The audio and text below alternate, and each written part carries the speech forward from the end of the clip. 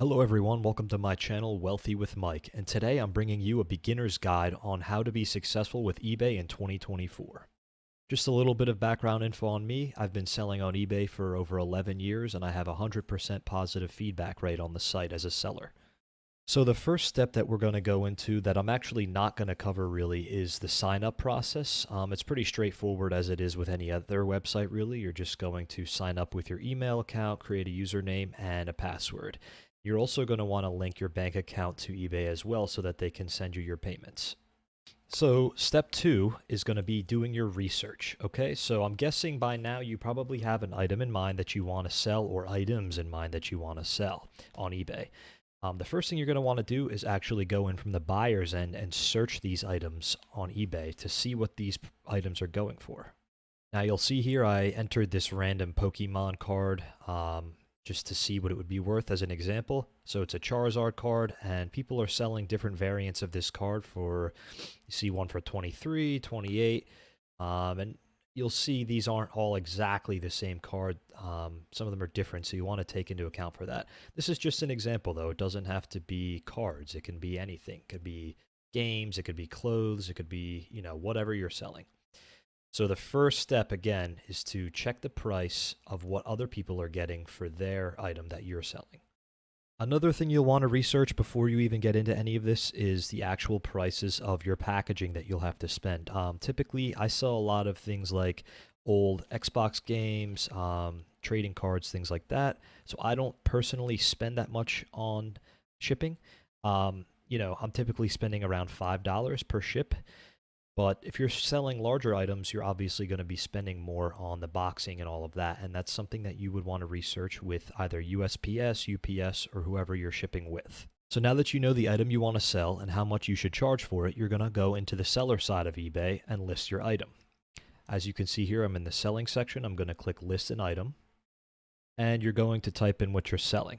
So let's just, make something up. Let's go with the example we stuck with before.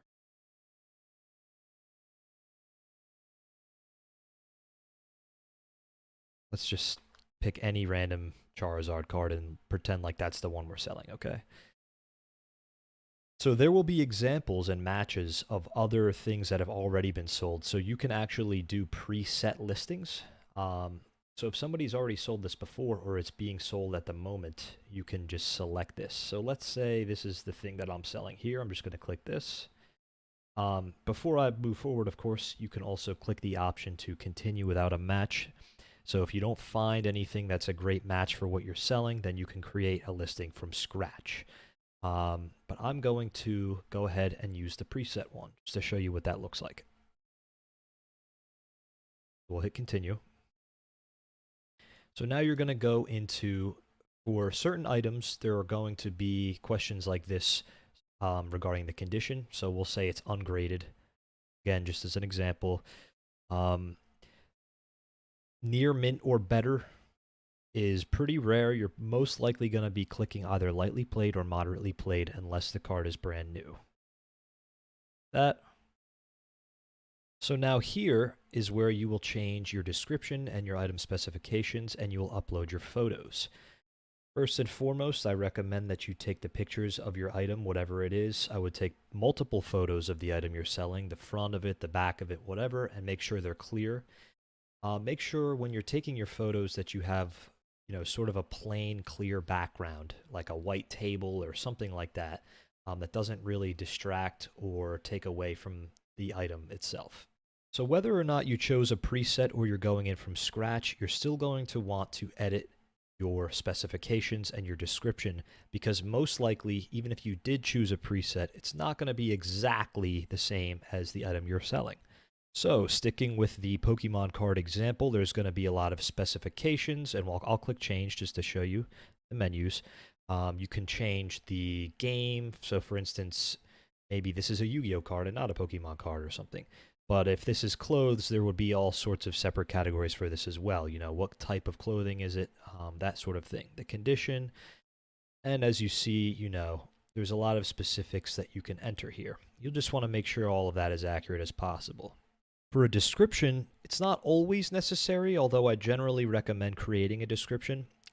It's very necessary if there's something about your item that does not meet the specifications listed otherwise.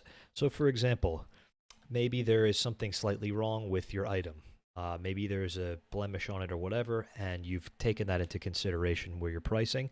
You'll want to mention that in the description, just so that way the buyer knows what they're getting themselves into, and you don't have any issues with issuing refunds in the future. Once you have the specifications and description and title and all of that complete, you're going to go down into pricing. So there's really two ways of pricing that you can do this. You can either create an auction and start a bid, or you can do what I do, which I'll show you now, and you'll click the Buy It Now option. Now when you click this, it should show in a second, it'll show you the average price that this item goes for here, which you can change to whatever you want. So let's say I want to sell this card for $10. I'll just enter 10 there. Okay, so now if someone wants to buy this card, I'm going to turn off auction just to stick with this example here, okay? So now if someone wants to buy this card, they have to pay $10. There's no auction involved. If you were to do an auction, you can start the auction price at a certain limit. And that's, so let's say you started at 99 cents. People will bid on it. And after 7 days, whoever bid the highest will get it. I like doing Buy It Now because I find that typically you'll get the maximum amount of money for your items when you do it this way, but to each their own. Now, one other thing that you can do with the Buy It Now option is actually to allow offers, which I'm showing you here on the screen. So let's say your Buy It Now price is $10. You can allow people to offer you an amount. So say you're willing to accept $8. Enter 8 here, not 800. Okay. So now what this means is it's listed as being priced at $10, but it will give buyers the option to offer you $8 if no one else buys it, okay? And then at that point, you'll be able to decide if you want to actually sell it at that price or not. And the last thing that most of you are going to be dealing with here on the listing is your shipping. Now, what I typically do is I do not charge the buyer for shipping. The reason being is because if I'm going to the post office, I'm actually paying for it anyway. So I'd rather just factor it into the price and say that the shipping is free. So for instance, if I know that I'm going to be paying $5 for shipping to ship a Pokemon card, I'm going to factor that into the price. So maybe now I'll be charging $15 so that I'll make a $10 profit.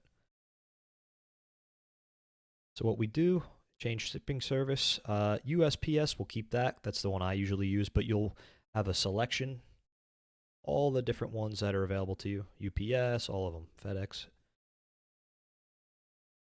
If necessary, you can choose the package weight and all of that, although you can take care of that at the post office as well. And like I said, you can offer free shipping, which is what I recommend, and just factor the shipping cost into the initial price of the item. And once everything looks good, you're going to hit list it. Obviously, I'm not going to do that now because I don't actually have this item to sell in the first place. And once you list it, you're basically just waiting for people to buy. There are what's called watchers, people that can let you know that they're interested in your item. Typically, people who are watchers are people who are hoping that you're going to lower the price. So if you post something and let's say after 7 days no one buys it, but you have a few watchers, that means there are people that are willing to buy your item, assuming that you lower the price a little bit. And that's up to you if you actually want to do that or not. Now, once you make your sale, you're going to go to the post office and bring your item and sell it there for it to be shipped. Once you actually ship the item, you're going to want to go back into eBay and click on the item and make sure that you mark it as shipped. And if you get a tracking number from the post office, add it so that way the person buying your item can track it. So now you've completed your first sale. Congratulations. Are you done yet? Well, in most cases, yes, but there could be issues with refunds. There could be issues with your item getting lost in the mail, etc. If your item shows up broken for some reason at the person's house, for whatever reason, that may be an issue that you can resolve with eBay customer support. If you're a first-time seller, your funds will typically be held for about 30 days just so that they can verify your bank information, and then they'll send it directly to your bank. Last but not least, Some buyers will leave you reviews. Hopefully, if you shipped everything on time and you gave them a product that they expected that wasn't messed up or broken, they're going to leave you a positive review. Not everyone leaves a review, but people will be willing to leave you reviews if you give them exceptional service. So that's it for my guide. I want to thank you all for watching, and if you enjoyed this video, please like it. If you have any additional questions about eBay, please give me a comment and I'll be sure to answer it. And lastly, please subscribe so I can continue to bring you more of these videos. Thanks for watching.